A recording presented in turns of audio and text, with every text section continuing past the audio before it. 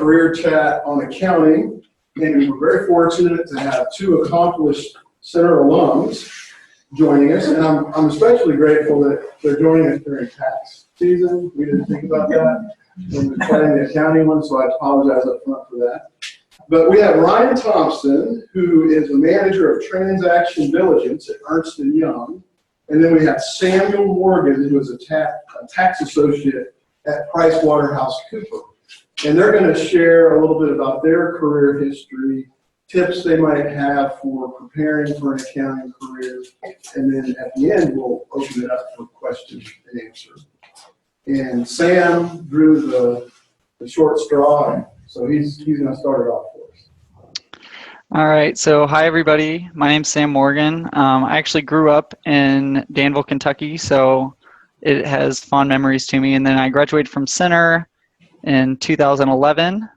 I graduated with a biology degree, so I took a little unorthodox route to getting into accounting. After graduation, I went and worked at U of L's dental school for a couple of years. After realizing dental school wasn't for me, I changed career paths and found accounting. And all I basically did was get the minimum requirements to sit for my CPA exams. And once I did that, I started my job and have started and been working ever since then. Okay. Oh, and I guess you should know the kind of accounting I do is called International Assignment Services, which means in short, I take care of large companies. I take care of their employees while they are on international assignments, either out of the United States or into the United States. Okay. Okay. You're up, Ryan. Hi, my name's Ryan Thompson. I am a Centre College graduate in financial economics. I graduated in 2008. I went the more traditional route to going into public accounting by getting my master's degree in accountancy from the University of North Carolina, Chapel Hill. From there, I went to a small accounting firm called Arnett and Carbis Toothman, where I spent 2 years as a staff in our audit practice.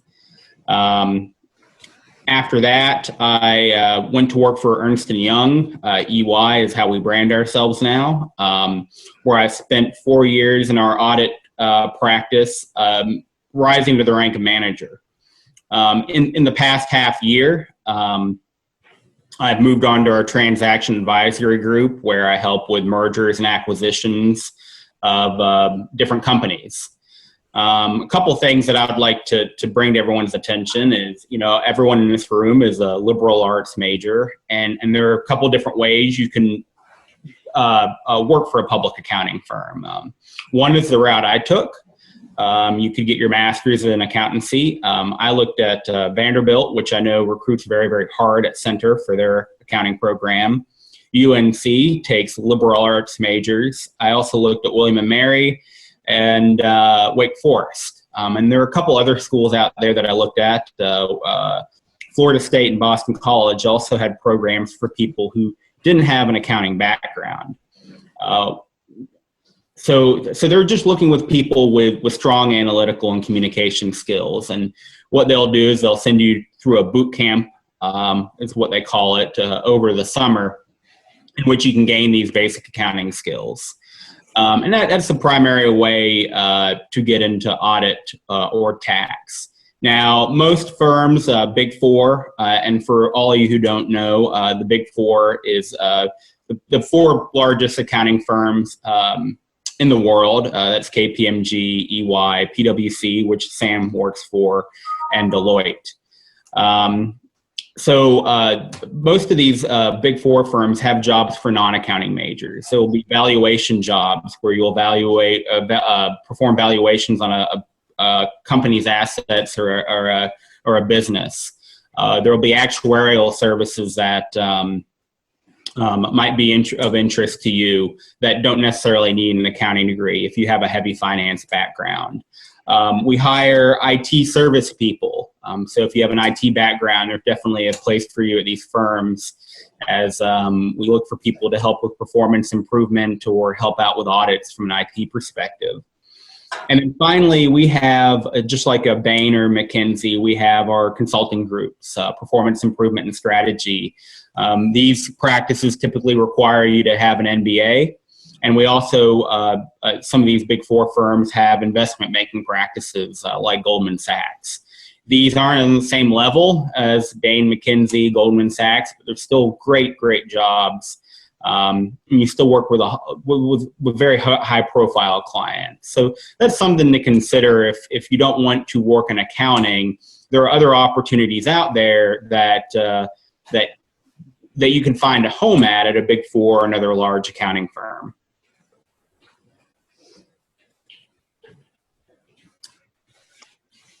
So do we want to open it up for questions at this time, based on our backgrounds or based on some of the burning questions that you've all had concerning accounting? We got questions?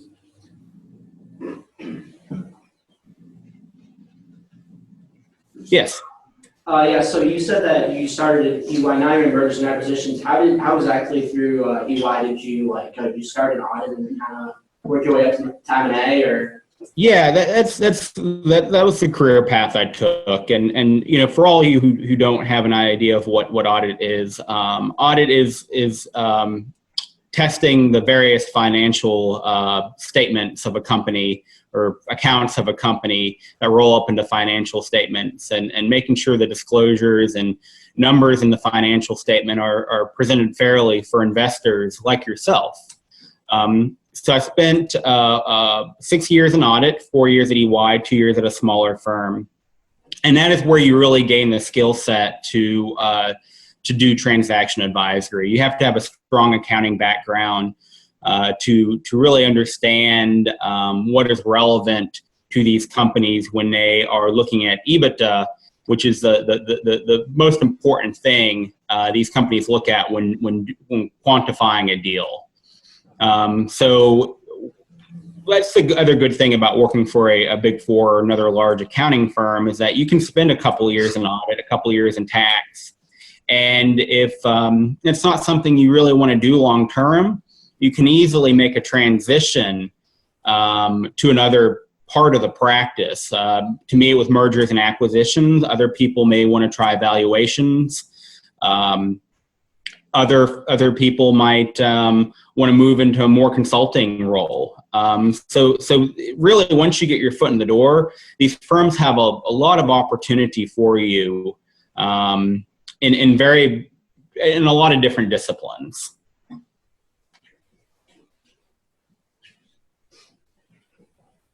Is there like a typical like a typical day and like what you do, or does your job like vary from day to day? Kind of like activities. Can you kind of take us through like what you would do on like a normal like Monday? I can take this one. I can give you, so I just started in July, so I'm finishing up my first year. Currently, we're in busy season. So currently, my typical day is a lot longer than the rest of the year. This last week, I had a lot of hours that I put in, but I normally have been getting in at about 8 and leaving at about 10. But that's just because it's tax season, and so you got to get the returns out the door. The rest of the year, it's a little more normal in terms of hours. One thing that I do like about the area I'm specifically in is I never know who I'm going to get to talk to that day. Last week, I think I made phone calls to Denmark and Singapore and Switzerland and Australia. So it's kind of nice, like every day you get to talk to somebody from all over the globe. And it's a lot of it's more project based. And so like right now, the main project is getting returns out the door. But we'll do all sorts of tax calculations for them, equalizations for to make sure that they aren't undercompensated by the company and things like that. To echo Sam's point, there really isn't a normal day some days. An audit, you travel a bit more to your various clients. You might travel, depending on your client base, 30 to 50% of the time. In transactions where I'm at now, it's very unpredictable. We might get a call to do a deal, and we have to be very mobile, and we might get a call today, and I might have to be on a plane flight this afternoon or tomorrow. So if you want a fast-paced lifestyle, working for a public accounting firm, is a great opportunity. There's great travel opportunities. Sam and I were talking beforehand, you will work very hard. There are busy points of the year for tax folk. It's typically April and March, and around September when certain filings are due. You'll work 50, 60 hours a week. For audit folk, it's typically from January to March, with other points in the year, again, depending on your clients, that you might be busy. And in my practice now, transaction advisory, the busyness is very, very unpredictable. So, with these jobs in public accounting, you'll work a good bit, and your lifestyle will be a bit unpredictable. But if that's something that excites you and motivates you, then this is the right place for you.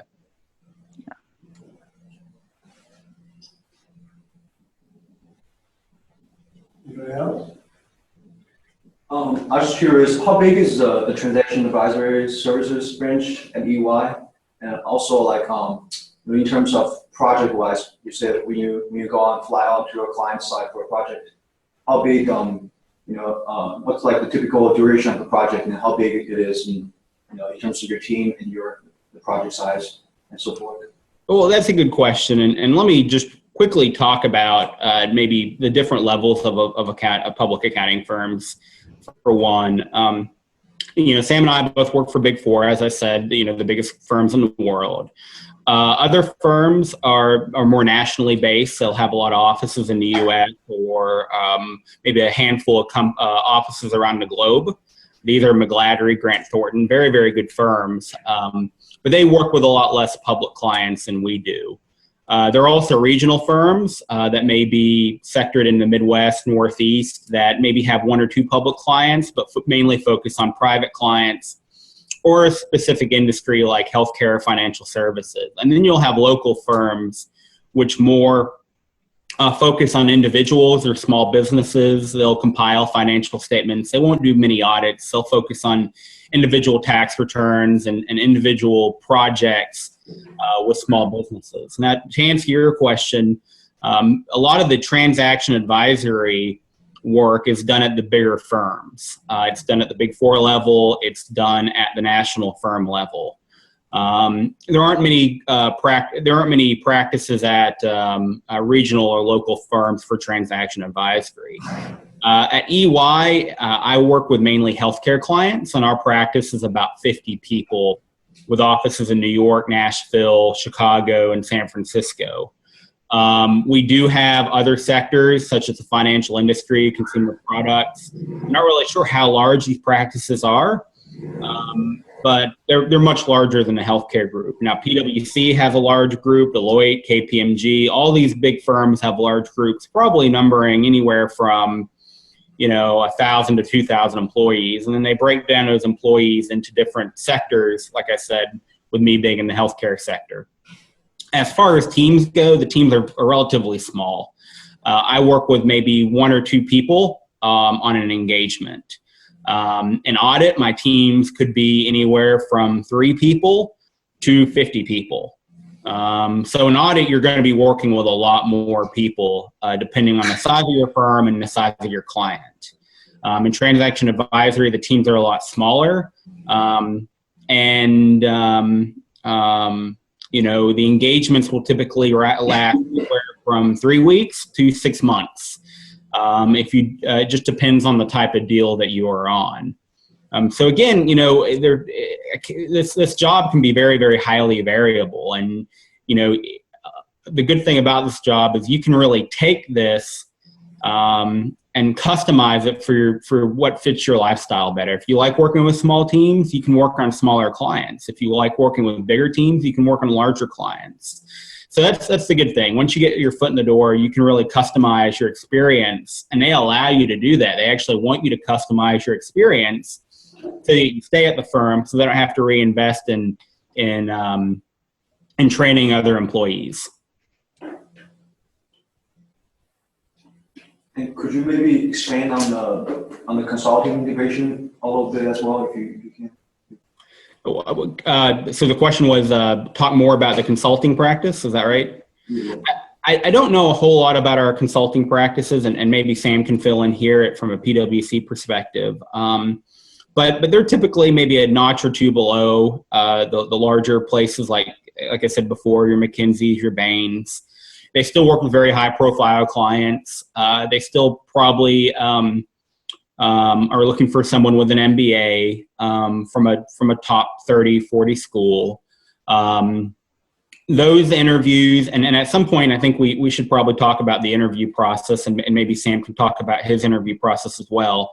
But the interview process for these firms are a little more case study based than you'll see when you're being hired for audit and tax. So maybe this is a good segue to talk about, getting your foot in the door, what the interview process is like, what recruiting is like. And Sam, maybe you can talk a little bit about your recruiting and hiring experience.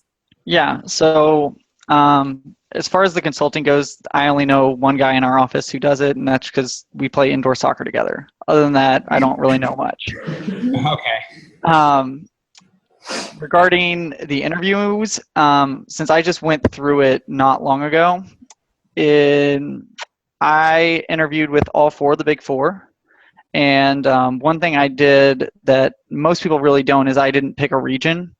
So I had interviews in DC, I had interviews in North Carolina, and I had interviews in Cincinnati. I ended up picking Cincinnati's just because it was the office that really worked the best for me. It was in a field that I thought was the most exciting, and I really enjoyed the most. Regarding the interview process, the way it typically works is they'll bring recruiters to your school, try to get into whatever club or group the recruiters go to the most, make yourself known, have, business cards and resumes together and ready for them as soon as they're there. I don't know how many resumes I handed out, but it was a lot. It was kind of one of those, just give it to as many people as you can and tell them, hey, I am looking for jobs. I am a qualified candidate. If you have any questions, I'd be happy to talk to you. Other part of it is get business cards from people, and don't be afraid to actually reach back out to the recruiter if you have questions about the firms. They really do appreciate that. So, but normally normally the recruiters or the interviewers will come to the campus, wherever it is, interview there, and then you'll be invited to a second interview. And the second interview is normally at the office site. So I had to make some trips, which got a little hectic, but it was totally worth it. As far as what they're looking for, the main thing they want is they want to know you're intelligent. And I think most people who graduate from center, you're obviously intelligent. And so you're going to want to make sure you have a good GPA. They also, a lot of them want to make sure you're more than just a student. So all those extracurriculars you do and all that actually does matter. One thing I noticed is, and I think this is just something that is kind of being pushed globally across the business world right now, is they like to see that you do some sort of volunteer activity. And luckily for me, at the time I was working for a nonprofit, and so I got to talk about that a little bit. I was working for a nonprofit in Lexington called the Bluegrass Community Foundation. So that was something that I think a lot of them were interested in and they wanted to hear about, since I was doing accounting work for them. So it was in my field, and it was slightly volunteer basis, I guess.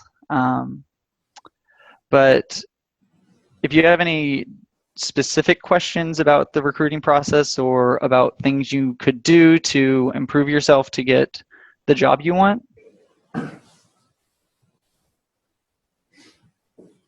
No? Okay.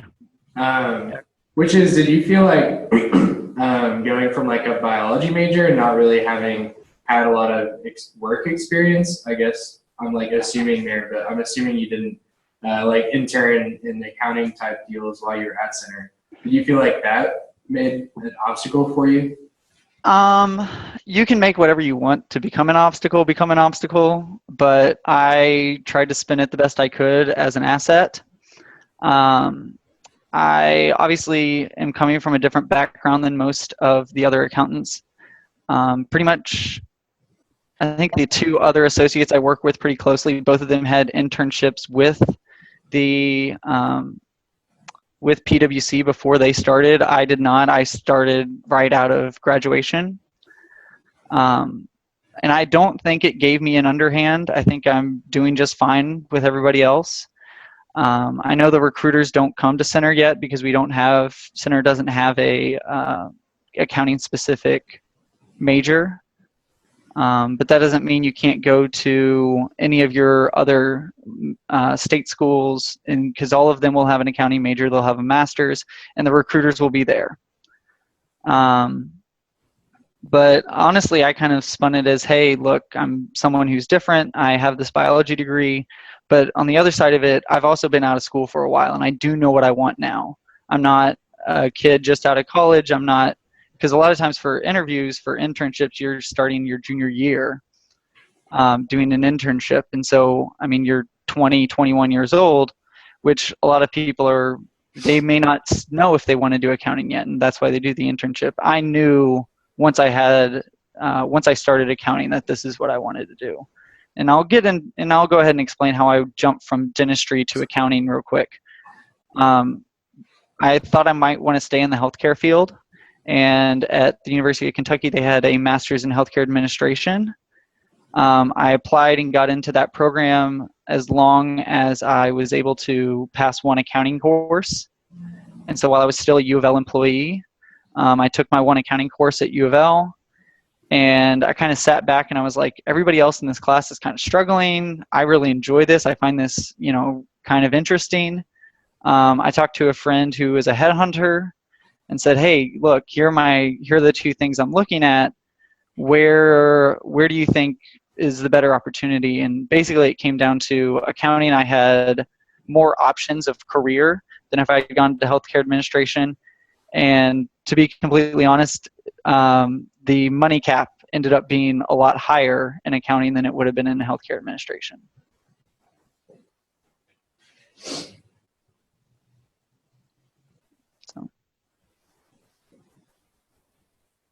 Ryan, do you want to speak to your experience as far as how you got into your career in the interview process and whatnot? Sure. It was very, very similar to Sam's. As Sam said, the schools will invite recruiters on campus. Most all the big and national and regional firms will recruit your major state universities like your UKs, your U of L's, your Indianas. They'll bring people down, have cocktail hours. They'll do go take you out to a baseball game, something like that. You get to know them, as long as you're personable and develop that relationship, that's a good thing. And at most of the time, they'll invite you for an on-campus interview where you'll probably interview with someone at the manager level. And then from there, they'll invite you to the office, as Sam said, and you'll do a interview with a partner or senior manager, some more upper level people who are the decision makers. One thing that I'll point out about the interview process is that for tax and an audit, very little technical questions are asked of you. It's mainly understanding, are you a leader? Do you communicate well? let's see, do you have good analytical abilities? And then also, just how you approach different situations. Are you organized? Do you think very logically? That's what they want to understand when they interview you. The technical stuff will come later. These firms have great training programs. They'll teach you if you have any gaps in your technical knowledge. Now, of course, you're going to have that accounting background to go into audit or tax. And as I said before, if you want to do something else like valuation or something actuarial, you can be a direct hire. And in those cases, you just go out to the website and apply. All these firms have a ton of job postings on their job sites that you can apply. A recruiter will get in touch with you.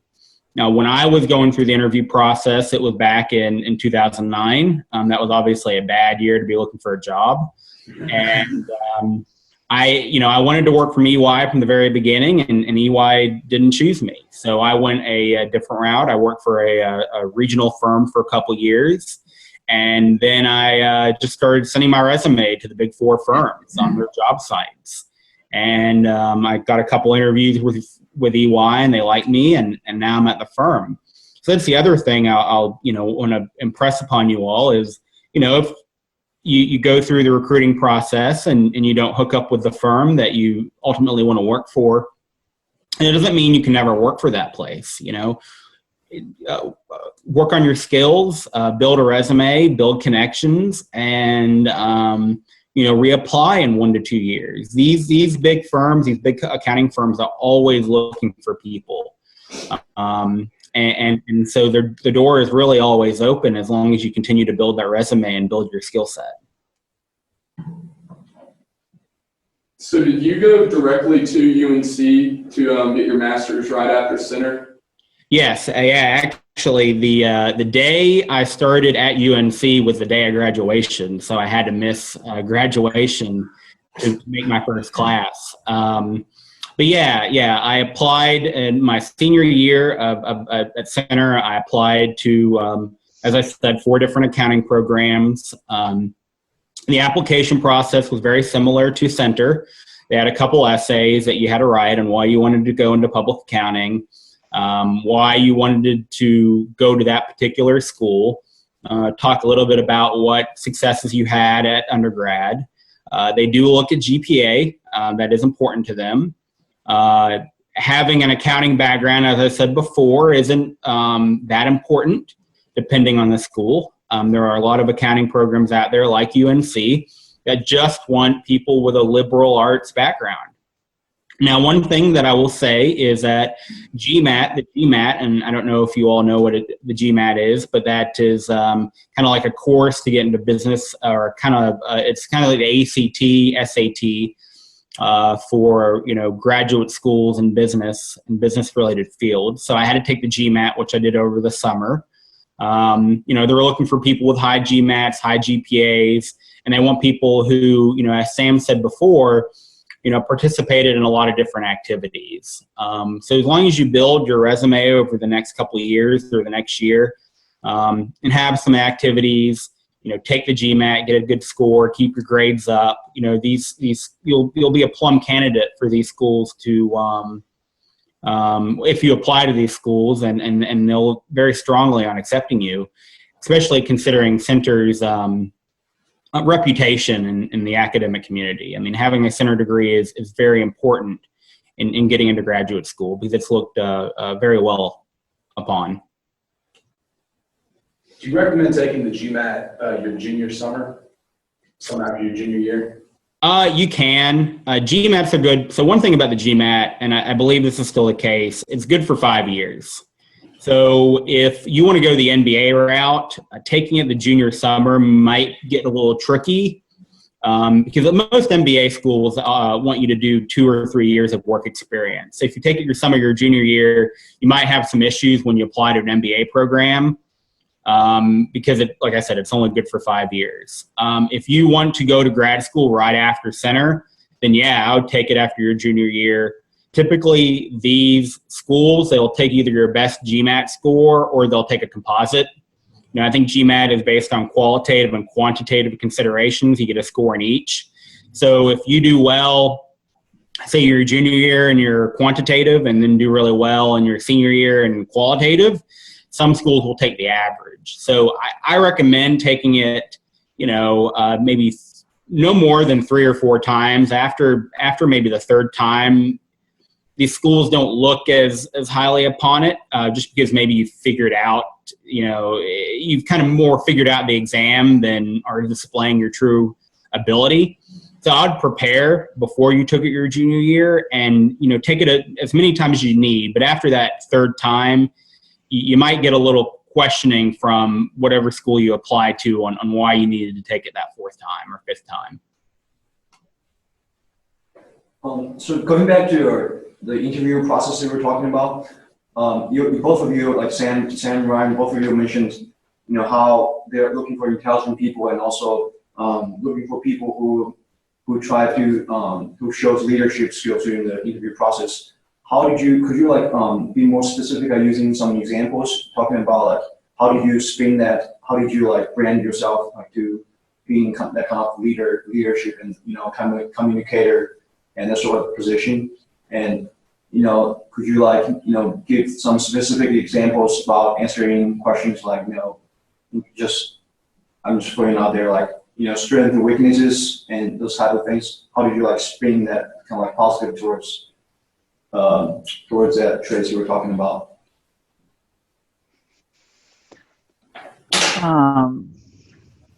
It's a question for both of you. Yeah. I know by the time I was done with all my interviews, I had all of those answers basically memorized because I was doing so many. But one thing you do, so when it came to leadership, I think I just talked about some of my experiences. I talked about a few at center. So for instance, I was on the cross country and track team. My senior year, I was the captain of both. So I talked about that. I was a member of Phi Kappa Tau. So I talked about that a little bit. The other thing I talked about is that was when I was an undergrad, but by the time they got to me, I was, I guess, 3 years out of school. So I also started talking about, while I was living in Lexington, I did a couple internships. I worked for Messer Construction for a while, and I worked for the nonprofit for a while. And one thing I did was I talked about how, for instance, with Messer, I was able to kind of automate a lot of their processes for them, kind of showing, hey, I'm somebody who will take initiative. I'll see a problem and I'll fix it. Let's see if there's an easier way to do things. So it's just kind of, maybe you don't have something where you were technically called a leader, but were you able to step up? Were you able to show that you can work outside the box? You can innovate and make things easier for everybody? And are you someone who's a problem solver? The other thing I think I talked about was, at the time I had basically created my own fundraising campaign for a nonprofit. And so it actually got a couple of write-ups in the newspaper. And so I brought in my newspaper article and said, hey, look, this is something I'm doing. I'll take initiative. I'll put myself out there. And this is maybe a little unorthodox, but one thing I do advise is be a shameless self-promoter. When you're going through this recruiting process, don't be afraid to talk about how great you think you are, because unless you tell us and unless you tell these employers, they aren't going to know.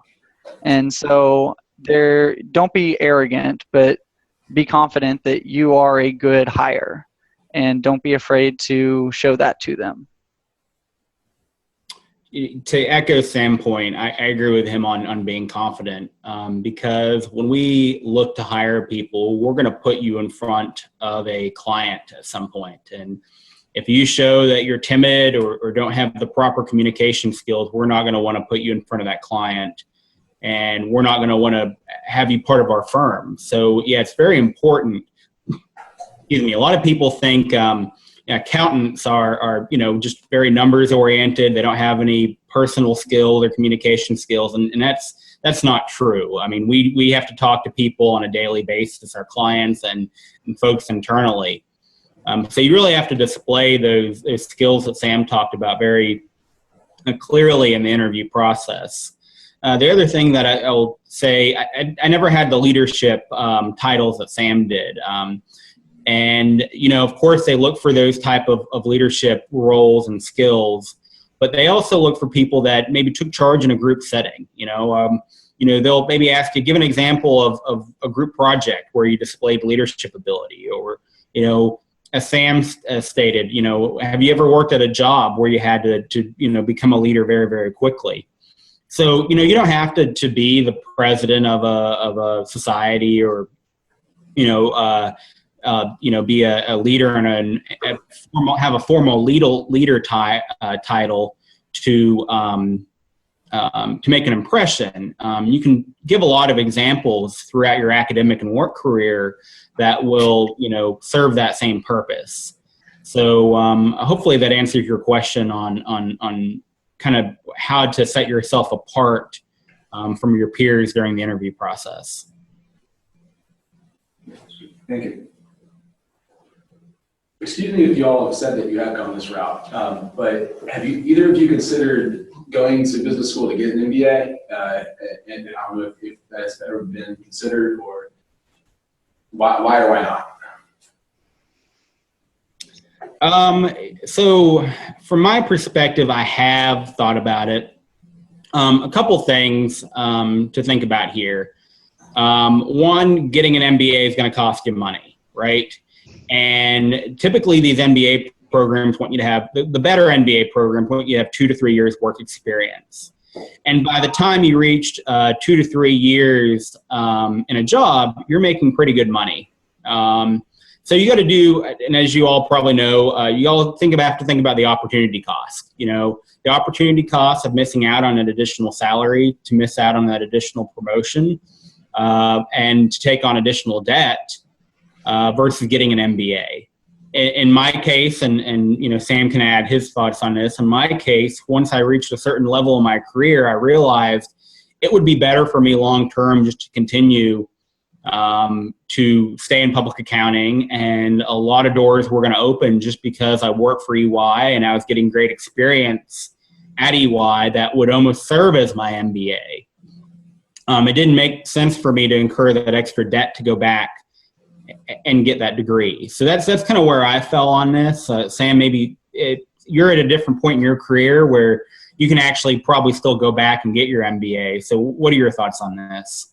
Honestly, I'm kind of with Ryan on this one. Like, I kind of thought, but then the more I thought about it, the more I was like, no, the MBA route's not really for me. It's going to cost a lot. And the other part of it is, when you get done, you really aren't going to get a huge pay raise. So you're putting in a lot of money for not a lot of payout.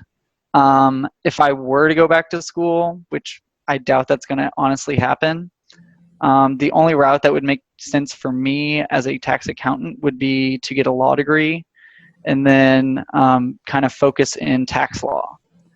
So, but even then, I'm not sure it's totally worth it. So I really like the job I have, and if I keep on, moving through the ranks, I don't necessarily need a higher education degree to do that. So.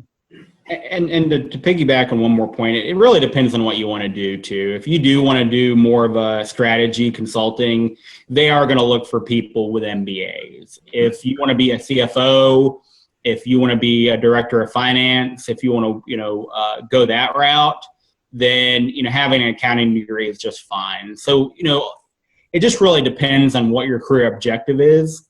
But in a lot of cases, just working at a place and for 3 to 5 years, that will almost be a substitute for an MBA in some cases. Did both of you all get your CPA during your master's degrees? So I actually don't have a master's degree. I just have a second bachelor's. And the reason I did that is kind of what we were just talking about. It was, I realized I could get a second bachelor's in a year and a half. And to sit for the CPA, you just need 150 hours. And so all I did was get my accounting and degree and all the minimum requirements to sit for the CPA. I have passed 2, and I have 2 to go. So it's 4 sections. Also, just so you know, they are changing the test in 2017. The 4 sections will all be the same, but they are extending 2 of the sections to be an hour longer. So they're all 4 sections will now be 4 hours long. So to bring up, I'm glad you brought up the CPA exam. I didn't take it during grad school. It would have been too hard. A lot of these firms want you to have it done in your first 2 years at the firm. So it definitely behooves you to get out of the way early. As far as sitting for the CPA exam, requirements differ by state. I actually have a friend who's an attorney who does not have an accounting degree. He is going to try to sit for the CPA. You only need a handful of accounting classes depending on the state. So if the CPA is something you want to get and you have, just a handful of accounting classes, you might be eligible in a certain state. It's not, one size fits all. Some states have lesser requirements or more requirements than others. So it's not a prerequisite to have an accounting degree to actually sit for the CPA. And that's something a lot of people don't realize. How helpful is a CPA for the transaction advisory route? Well, so it's very helpful, and it's pretty much works like this. If you don't have your CPA exam at one of these CPA exam done at one of these public accounting firms, they're not going to promote you to manager. And some firms, they won't even promote you to senior. So it's a good time to talk about the hierarchy of these firms. You typically stay at a staff level for 2 to 3 years. Then you move on to a senior level for maybe 2 to 3 years, 3 to 4 years when you're supervising the staff. From there, you move on to the manager level. At the manager level, you're dealing a little more with business development, managing multiple teams instead of just one team like a senior would. And then you move on to a senior manager, which is more of the same, and then you hopefully make partner. So in order to make manager, you have to have your CPA done at one of these firms. That's a requirement. So ultimately, while I've gained a lot, I've learned a lot just by working. The CPA exam is a requirement to move up the firm. So some people say CPA stands for can't pass again. There's a lot of stuff on that exam I don't remember. And I'll never use. What really is important is that you have it done and that you build your technical skills through on the job training in most cases. Going off the last couple questions, where do you all see your careers going? Do you all have any particular goals in mind? Are you just kind of moving up the hierarchy and seeing where you go, or what is that like for you all? So I just started this year, but I could see myself at some point moving up. I really like the firm and I really like the work that I'm doing. If at any point I felt like, oh, I need to change a pace, I need to do this or that, I know I could talk to my directors and my managers and say, hey, this is something I'm thinking about. Is this something we can work on? And the good thing is with like Ryan's been saying, with these big four firms, you can really move yourself wherever you need to.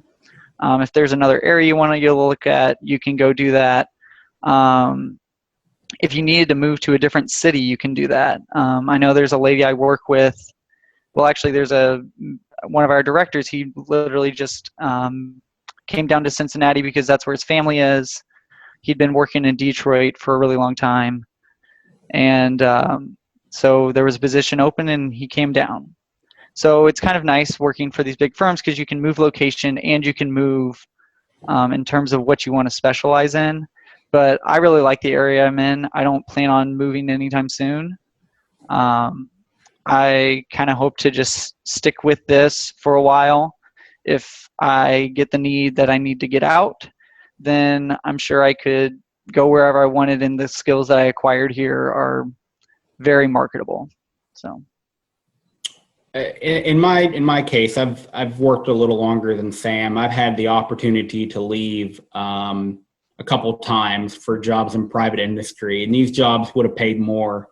But one thing you'll realize when you work for some of these bigger firms is that the people you work with really makes the experience great. The people I work with are some of the best in their field. And even though I'm 6.5 years into this, I still continue to learn every day. And that's important to me. The fast-paced lifestyle, always learning, always seeing interesting things, that really makes my career fulfilling. So that's why, I haven't left. And there's a lot of opportunities if you do work at these firms for 3 to 8 years. You could be a controller, you could be a CFO, jobs that will pay very, very good money. But it just really depends on what you want out of your career. And right now, I'm content to stay and just continue doing what I'm doing with hopefully one day, maybe I do make partner. So that's always someone's dream. Partner salaries are great. You can make anywhere between $300,000 to well over $1 million, depending on the market or practice that you're in. But these accounting firms are like a pyramid. There only can be a few at the top, and people at some point in their careers decide to leave. And I think what you'll find is when you do public accounting and you work at these firms, there are a lot of good exit options that are available to you if you decide you want to scale back on the hours, or you decide you want to try something else. So there's a lot of opportunity out there. I'm content where I'm at. It sounds like Sam's content where he's at. But like I said before, it opens a lot of doors for you.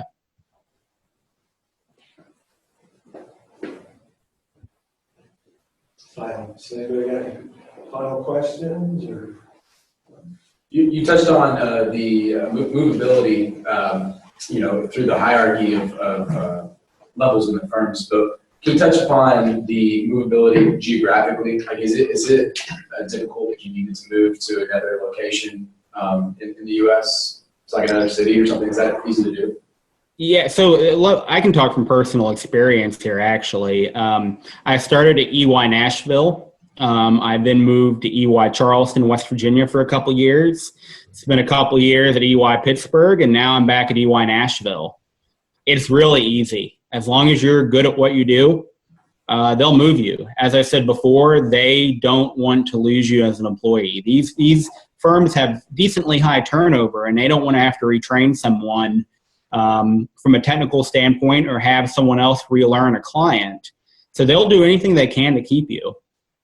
And they've done that for me. As my personal life and my career interests has taken me to different cities, the firm has been great in allowing me to move. Sam, it's probably the same way at PwC, right? Yeah, my area is a little smaller. So if I were to move and try to stay in this same field, it'd be a little trickier just because there are only a few offices that actually have what I'm doing. But I know if I felt like I needed to move somewhere, I could find another office and still work for PwC. I know we have a couple of people who actually just work remotely. We have one lady who's on our team, and she's in St. Petersburg, Florida, and she just works from there. So the firm definitely wants to make sure you stay with them because they've invested so much in you. And if that's what it takes to keep you around, then they will normally try to find a way to make it happen. Awesome. Any parting thoughts for you guys? We sure appreciate your time. If any of you all want to reach out to me, I think Kirk has my email. You can get it from him. If you send me something in the next week, I probably won't reply. That's the 18th. And then I might start shooting emails back. But I can put you in contact with a recruiter if you want, things of that nature. I guess my parting remark is this. I've never met an unemployed accountant before. There is always opportunity in this field. There is always good paying jobs in this field. This field is pretty much recession proof. And a lot of people think, being an accountant's a boring job. And, I think Sam and I are proof that it isn't. You talk to a lot of different people on a daily basis. I travel more than Sam, but that's one part of the job I like. Sam's talking to people all over the world, in Denmark and in various foreign countries. So you get a lot of exposure doing this job. So, as you, go through the next couple years, I would definitely consider, accounting as a career field due to the reasons I've talked about. And the salaries are great too. I don't mean to minimize that. We're not getting paid investment banker money, but you make a very good living, in years 1 to 8 in public accounting. And as you move up the ranks to be a partner, a CFO, the financial rewards then, become well into the hundreds of thousands. Yeah.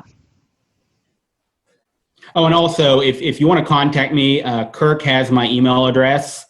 My email address is Ryan, RYAN, period, Thompson, THOMPSON, the number 1, at EY.com if you all have any questions. And again, I can help you get in touch with recruiters, or, if you have any questions about, where to go from this point in your career, definitely reach out to me and I'll get back to you.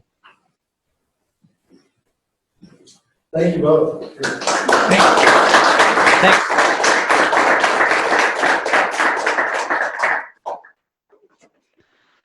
All right. Okay. Thank you all. Good luck. Thanks. Good luck with tax season. Thanks. How do I get out of here?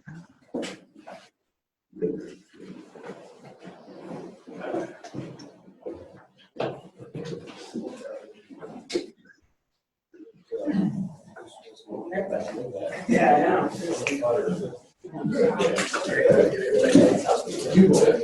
Sam's on the. We started out like that too. Yeah.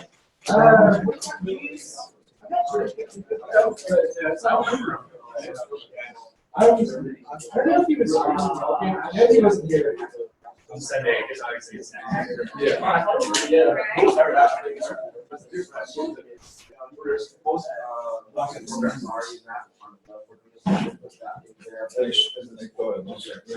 Oh, yeah, thanks for organizing. Sure, glad you guys enjoyed it.